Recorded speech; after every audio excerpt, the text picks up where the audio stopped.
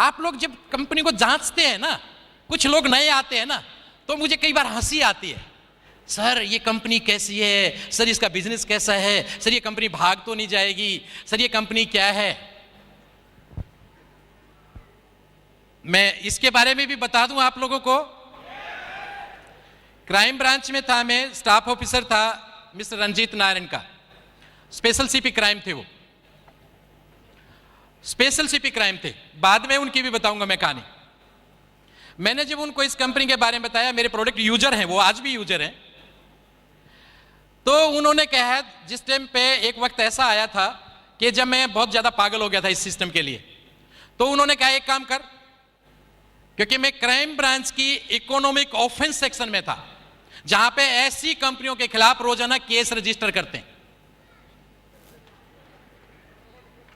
Economic offence section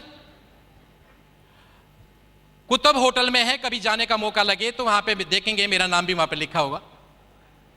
वहां पे मैं ऐसी कंपनियों के, मानसून सेशन में एक विधेयक आया था कि ऐसी कंपनियां जो लोगों का पैसा लेके लूट के भाग जाती हैं, ये सारी की सारी फेक कंपनियां होती है, सारी नेटवर्किंग कंपनियां, उस टाइम पे बहुत बड़ा वो प्रॉब्लम चला था, इनको सबको बंद किया जाए, इनके खिलाफ सर्विलेंस हो, इनके सारे के सारे ए से लेके जेड टोटल पेपर्स को चेक किया जाए। और 297 कंपनियां उस टाइम बंद हुई थी,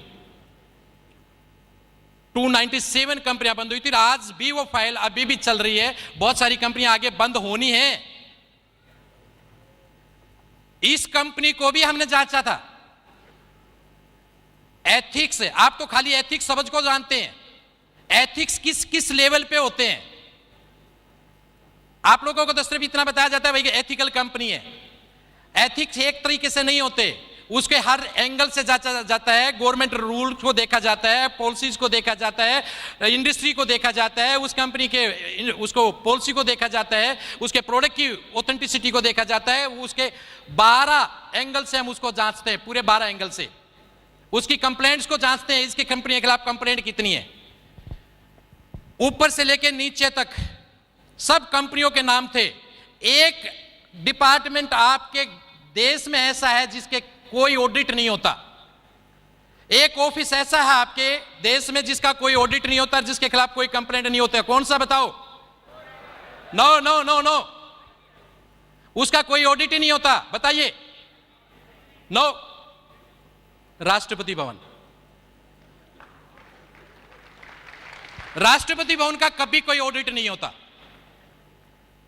उसके खिलाफ भी कंप्लेंट है, लेकिन एक कंपनी के खिलाफ कंप्लेंट नहीं है, वो है फॉरएवर लिविंग प्रोडक्ट।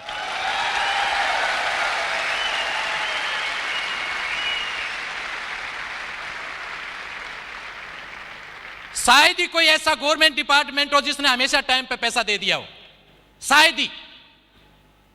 कितना भी ऑथेंटिक डिपार्टमेंट क्यों ना हो, कितना भी सिस्टमेटिकली डिपार्टमेंट क्यों ना हो, लेकिन 2 बार तो पैसा लेट होता ही होता है, 31 मार्च को और 31 सितंबर को फाइनेंशियल क्लोजिंग होता है, 6 मंथली और ईयरली, तो 2 बार तो पैसा लेट होता ही होता है। सैलरी क्या कहते हैं पंकज जी?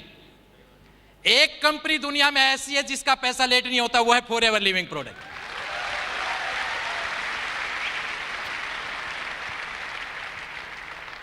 क्या क्या सलूट करें हम सर आपको,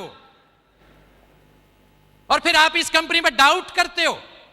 ये आपके दिमाग की कमजोरी है और कुछ भी नहीं है, आप वहां तक सोच भी नहीं सकते जहां तक एफएलपी है।